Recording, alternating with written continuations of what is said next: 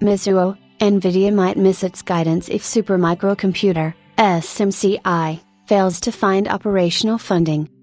Supermicrocomputer, SMCI, a retailer of high-performance servers and liquid-cooled die racks, is in a veritable maelstrom at the moment, battling allegations of financial malfeasance, a preliminary Dodge investigation, an audit-related nightmare where the firm has lost its second auditor in around 18 months, and an imminent delisting from the Nasdaq exchange.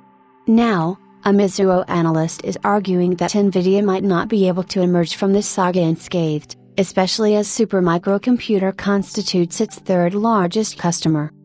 To wit, Mizuho believes that, as an enterprise with a negative working capital paradigm that necessitates extensive external funding to purchase large volumes of GPUs and liquid-cooled products to build multi-million-dollar NVL72 Blackwell rack systems, Supermicrocomputer might not be able to tap the requisite external liquidity in the coming days, owing to a growing host of risk factors.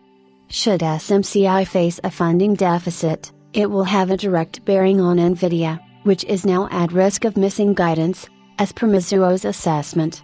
The analyst goes on to note, "My view is any customer that does not want the risk of missing a deadline or financial target due to issues related to SMCI is going to move their iServer business to another supplier, like Dell." Meanwhile, as noted above, Supermicrocomputer's travails are only getting more entrenched.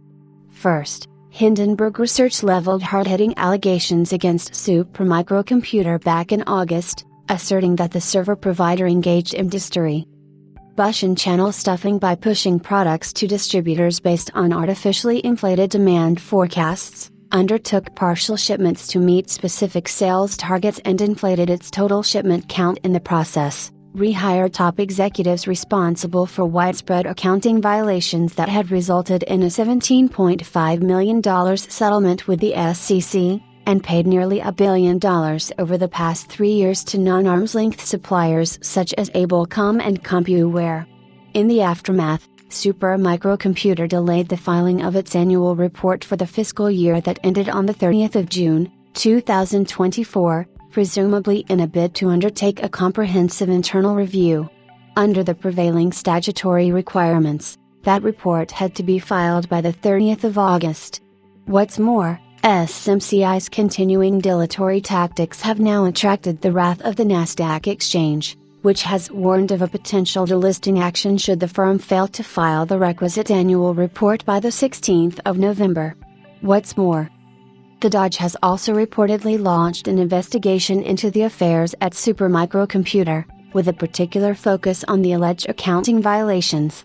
Elsewhere, as we recently reported, Ernst & Young, sent a letter to Supermicrocomputer's audit committee earlier this week, tendering its resignation as the company's officially designated accounting firm. "We are resigning due to information that has recently come to our attention which has led us to no longer be able to rely on management's and the audit committee's representations and to be unwilling to be associated with the financial statements prepared by management. And after concluding we can no longer provide the audit services in accordance with applicable law or professional obligations."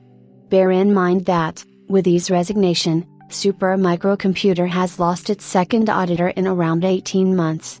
Interestingly, throughout this saga, SMCI has continued to profess innocence and has maintained that its annual report for the fiscal year 2024 will not undergo any material changes.